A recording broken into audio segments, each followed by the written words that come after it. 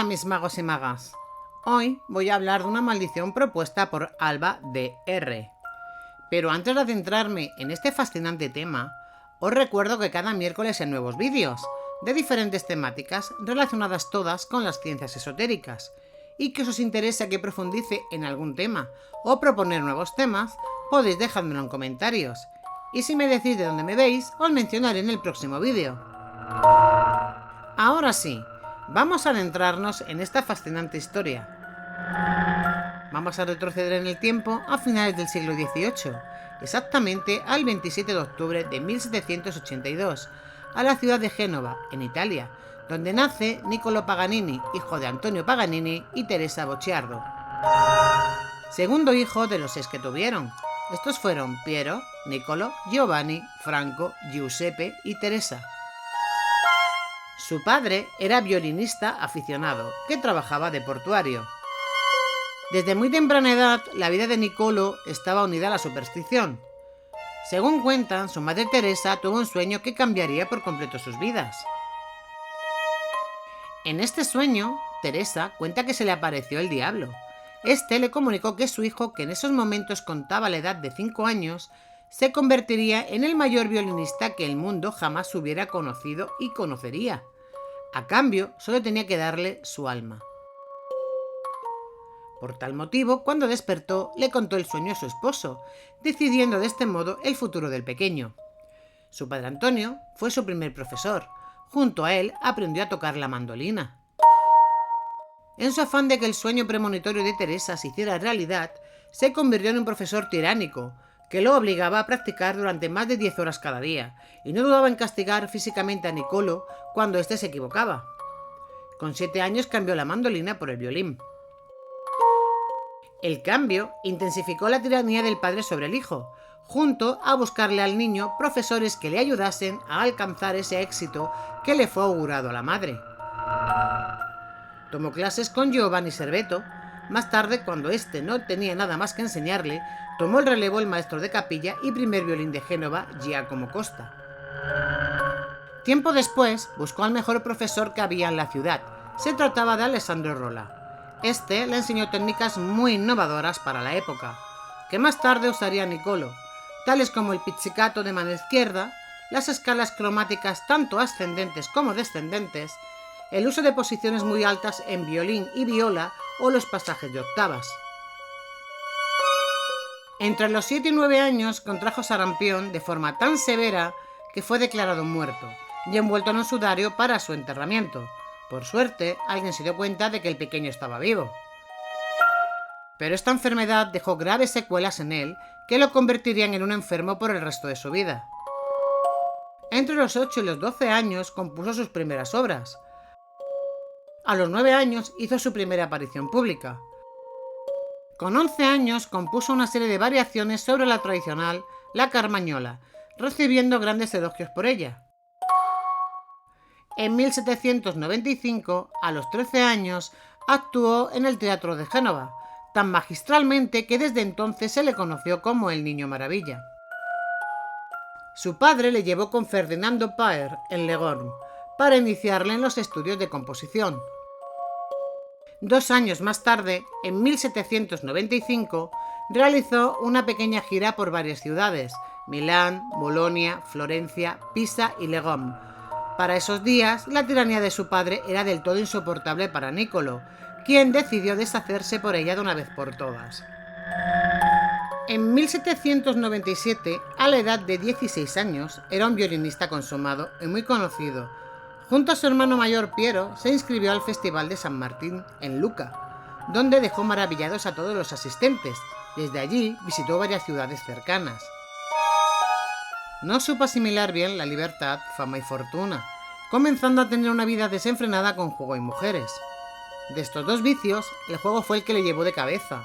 En una noche perdía más de lo que ganaba en varias semanas, tanto así que en más de una ocasión tuvo que empeñar su violín para hacer frente a las deudas de juego. En una ocasión, un admirador, Monsieur Libron, le dejó su propio y valioso violín Guarnerius, fabricado por el prestigioso Giuseppe Guarnero, y quedó tan conmovido por la forma de tocar de Paganini que insistió en que se quedara tan valioso instrumento. Por esos días terminó el primero de sus 24 caprichos. Niccolò se independizó de su padre en 1801 a la edad de 19 años. Justo después volvió a Lucca. Antes de cumplir 20 años había compuesto más de 20 piezas para diversos instrumentos. A la edad de 23 años, a finales de 1805, fue nombrado director musical en la corte de María Anna Elisa Bacciocco, princesa de Lucca y hermana de Napoleón, cargo que ocuparía hasta 1813. El 29 de octubre de ese mismo año volvió a su vida de viajes y conciertos, debutando en el Teatro La Scala de Milán, con su obra La Bruja, recibiendo el reconocimiento como el mejor instrumentista de la época. En 1819 se traslada a Florencia, donde ejerce como profesor de violín, guitarra y violonchelo. Un año más tarde, en 1820 reinicia de nuevo las giras de conciertos. En 1821 se casa con Antonia Bianchi, cae enfermo ese mismo año. En 1824 reanuda una vez más las giras, esta vez por Europa. El 25 de julio de 1825 nace su único hijo, Achille Ciro Alessandro, al que cariñosamente llamaban Aquilino Paganini.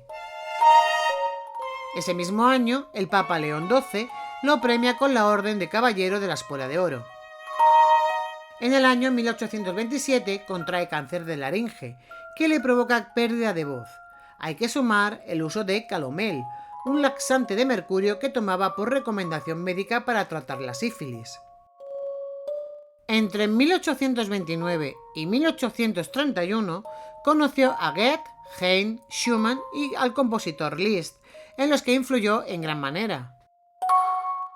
En 1830 empezó una disfonía, enfermedad que ataca las cuerdas vocales, ocasionando la pérdida del timbre normal de la voz. En el año 1833 comenzaron los síntomas de esclerosis. En 1834 renuncia a las giras. Además, fue el tutor del violinista Antonio Baccini. En el año 1837 escribe su testamento, dejando una inmensa fortuna que ascendía a cerca de $400.000, el título de barón que le habían concedido en Alemania, 5 violines Stradivarius y 2 violines Amati a su hijo Achille.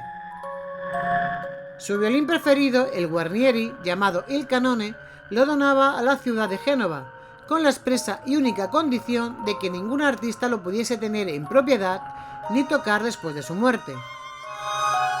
En 1838 perdió por completo la voz, quedando mudo por causa de la disfonía. El 27 de mayo de 1840 moría a los 57 años de edad en la ciudad de Niza, en Francia. Pocos días antes de su fallecimiento, el obispo fue llamado para administrarle la extremaunción, pero Paganini se negó a verlo, alegando que no estaba agonizando, por lo que murió sin haber recibido los sacramentos finales. Es por esta causa y por los rumores sobre pactos o deudas con el diablo, por lo que el obispo se negó a darle entierro en tierra consagrada. El obispo se puso en contacto con el gobernador de Génova, junto a la casa de Paganini, para comunicar dicho edicto. Su hijo mandó embalsamar su cuerpo y con él partió hacia Génova, con el propósito de darle un entierro digno, pero se le negó la entrada, por lo que el cuerpo de su padre permaneció en un sótano de la morgue durante 1 año y 2 meses, hasta que obtuvo una autorización especial del Papa y que gracias a esta pudo por fin ser enterrado en el Lazzaretto de Villefranche. Un empresario del que se desconoce el nombre ofreció a Achille 30.000 francos por los derechos para exhibir el cuerpo de su padre embalsamado. 3 décadas más tarde, en 1876, sus restos fueron llevados a Parma. La maldición, el hombre y el mito. Al principio, su fama solo se extendió en Génova, su ciudad natal. Poco a poco, toda Italia comenzó a reconocerlo como el violinista más grande. Algunos conocidos de Paganini aseguraban que éste, en la adolescencia, se habría postrado frente al maligno para repetirle el juramento que en el pasado hizo su madre. Le dijo que su alma era suya, a cambio de poder tocar como un ángel. Tras decir estas palabras, se encendió una fuerte luz que nos cegó. Paganini se puso en pie y siguió su camino. Su virtuosismo, sus hazañas, maravillaron y atormentaron por igual a su público, y fueron estos los que dieron comienzo a los rumores o leyendas de sus pactos con las fuerzas demoníacas. Consciente o no de dichos rumores, cierto es que no hizo nada por desmentirlos, más al contrario, los alimentó. Por entonces ya se había convertido en leyenda. Debido a sus múltiples enfermedades, había perdido todos los dientes. Presentaba un aspecto cadavérico.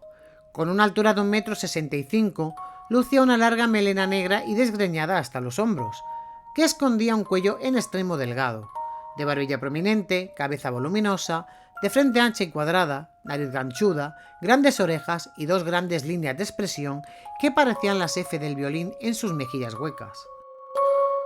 Sus labios, casi inexistentes, se curvaban en una sonrisa sardónica, acompañados de una mirada penetrante similar a brasas ardientes. Su aspecto físico acrecentó entre sus admiradores la creencia de que era hijo de un diablo. La ropa también era escogida cuidadosamente. Trajes negros y desalineados completaban esa imagen de aura oscura. Aquellos que se cruzaban con él se persignaban si accidentalmente eran tocados por él. Por si su apariencia no fuese lo bastante siniestra, había cosas que no podían ser explicadas por la medicina. Un médico de Viena aseguró que Paganini movía todas las articulaciones lateralmente y podía doblar hacia atrás el pulgar hasta tocarse el meñique. Movía sus manos con tanta flexibilidad como si no tuviera músculos ni huesos. Cuando tocaba, realizaba un gesto agresivo y ardiente, que a menudo se atribuía a los demonios que le acompañaban. Al respecto, el poeta alemán Born describió uno de sus conciertos. Estaba abrumado por un entusiasmo a la vez divino y diabólico, como nunca había visto ni escuchado en mi vida. Eran tales los rumores que se vio obligado a publicar cartas de su madre para demostrar que tenía padres humanos. Esto no hizo que los rumores cesaran. En París le apodaron Cagliostro. Este fue un famoso alquimista, ocultista, Rosacruz y el fundador del rito egipcio de la francomasonería en La Haya. En Praga le juzgaron acusándolo de ser el judío errante original, el que negó agua a Jesús durante el camino a la crucifixión, y por ello Dios le condenó a errar hasta el retorno de Jesús a la tierra. En Irlanda se decía que había llegado a esa tierra en el Flying Dutchman, el barco fantasma condenado a vagar por toda la eternidad por los océanos del mundo. En Bélgica fue abucheado por su asociación con el diablo. Cuando contaba 40 años de edad, sus excentricidades se hicieron mayores. Llegaba a los conciertos ataviado con una larga túnica negra, en un carruaje negro tirado por 4 caballos negros. Demoraban en entrar al escenario, para luego aparecer repentinamente y aullar hacia el público. Se dejaba llevar por la música, se contorsionaba de modo sobrehumano y casi imposible, retorciéndose y sacudiéndose como si estuviera poseído, dejando al público en shock. Tocaba a la asombrosa velocidad de 12 notas por segundo, poseía una memoria asombrosa, por lo que no necesitaba del programa para tocar. Simplemente subía al escenario, sacudía su despeinada melena negra y comenzaba a tocar sin más anotación que su memoria. Sus composiciones eran precursoras y revolucionarias. Se comentaban que en la mayoría de sus apuntes aparecía una nota la cual decía nota 13. En el diario La Gaceta Piamontesa, uno de sus críticos tras un concierto escribió: «Tiene algo de diabólico, una habilidad sobrenatural. Su violín no es un violín, es una flauta, la limpia voz de un canario bien amaestrado. Supera las más incomprensibles dificultades con una facilidad indecible». Se decía también que engatusaba a las chicas bonitas y de buena voz, para robarles el alma que encerraban en el interior del violín, y que los hermosos sonidos del instrumento eran en realidad las voces de sus víctimas. Solía improvisar en los conciertos, haciendo delirar al público, en especial cuando retiraba 3 de las cuerdas, dejando tan solo una, tocando a 2 o 3 voces, de tal forma que parecía que tocaban varios violines a la vez. Con esta modalidad, a una cuerda, compuso varias canciones. Se cuenta que en uno de sus conciertos asombró a los asistentes tocando a 2 cuerdas, una grave, la nota de sol, para simular la voz del hombre, y otra aguda, la de la nota mi, que imitaba la voz de un joven. Y si esto no fuese prodigioso, acostumbraba a terminar los conciertos con su célebre movimiento perpetuo a la increíble velocidad de 12 notas por segundo. Su obra. Su obra incluye 24 caprichos para violín solo, 6 conciertos y varias sonatas, y unas 200 piezas en las que involucraba a la guitarra. Vamos a ver las teorías o, en este caso, la teoría. El 2 de enero de 1978, el Dr. Myron R. Schoenfeld manifestó la teoría de que Paganini nació con el síndrome de Marfan, que se trata de un trastorno genético que afecta a los tejidos cognitivos, el tejido que sostiene el esqueleto y los órganos internos. Este síndrome se transmite de padres a hijos a través de los genes, o también puede ser el resultado de una mutación genética espontánea. Los pacientes son altos, delgados y tienen articulaciones muy flexibles, pero entre las principales características se encuentran huesos más largos de lo normal, cara larga y estrecha, dientes apiñados y paladar arqueado, columna vertebral encorvada, pies planos, problemas del corazón, debilidad de la aorta, miopía, glaucoma, cataratas o desprendimiento de la retina. Conociendo esta patología, el Dr. Schoenfeld declaró: el toque largo, serpenteante e hiperextensiva de su mano izquierda le dio a sus dedos un alcance extraordinario y libertad de movimiento independiente en las cuerdas en el espejo, mientras la flexibilidad de la muñeca y la articulación de su hombro derecho en el extremo superior le dieron la amplitud requerida para una correcta flexión. Y hasta aquí el vídeo de hoy. Espero que te haya gustado. Si es así, por favor no olvides regalarme un like, suscribirte si aún no lo has hecho, recuerda que es totalmente gratis y que me haría muy feliz si así lo hicieras. Eres libre de comentar y de compartirlo entre tus redes sociales y amigos. Te deseo una gran semana, que las estrellas guíen tus pasos y los seres de luz iluminen tu camino. Te envío un beso de mi corazón al tuyo. Nos vemos.